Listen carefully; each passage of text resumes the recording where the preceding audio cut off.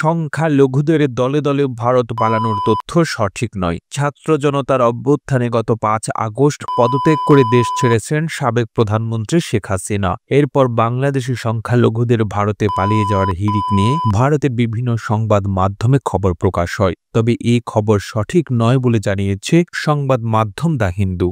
গতকাল রোববার ভারতীয় সংবাদ মাধ্যম দ্য হিন্দুর এক প্রতিবেদনে এ তথ্য জানানো হয়েছে। প্রতিবেদনে বলা হয়েছে, গত 6 বছরে সরকারি তথ্য মতে বাংলাদেশে বড় ধরনের রাজনৈতিক পরিবর্তনের পর ভারতে প্রবেশ বা ত্যাগ করার সময় আটকে পড়া অনিবন্ধিত মানুষের সংখ্যা উল্লেখযোগ্যভাবে বৃদ্ধি পায়নি।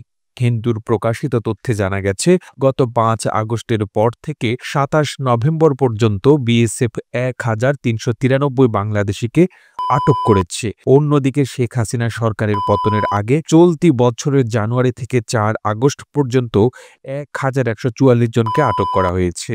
অর্থাৎ রাজনৈতিক পরিবর্তনের পরে হাজার হাজার সংখ্যালঘু সীমান্ত পাড়ি দেওয়ার চেষ্টার কোনো ঘটনা ঘটেনি। প্রতিবেদনে বলা হয়েছে, এ বছর সব মিলিয়ে অনুপ্রবেশের চেষ্টাকালে 3907 জনকে আটক করেছে বিএসএফ। এর মধ্যে ভারতীয় ও বাংলাদেশি উভয় রয়েছেন। এর আগে 2023 সালে মোট 5095 জনকে আটক করা হয়েছিল। তাদের মধ্যে 3137 জন বাংলাদেশি ছিলেন। এতে বলা হয়েছে, চলতি বছরের 1 জানুয়ারি থেকে 4 আগস্ট পর্যন্ত 873 ভারতীয় বাংলাদেশে অনুপ্রবেশের চেষ্টা করেছেন। এছাড়া সরকার পতনের পর 5 আগস্ট থেকে 27 নভেম্বর পর্যন্ত কোনো কাগজপত্র ছাড়াই 388 ভারতীয় বাংলাদেশে প্রবেশের চেষ্টা করেছেন। গত সপ্তাহে চিন্ময় কৃষ্ণকে গ্রেপ্তারের পর ভারতীয় সংবাদ মাধ্যমে দাবি করা হয়, বাংলাদেশে হিন্দু সহ সংখ্যালঘুরা নির্যাতনের শিকার হয়ে আসছে।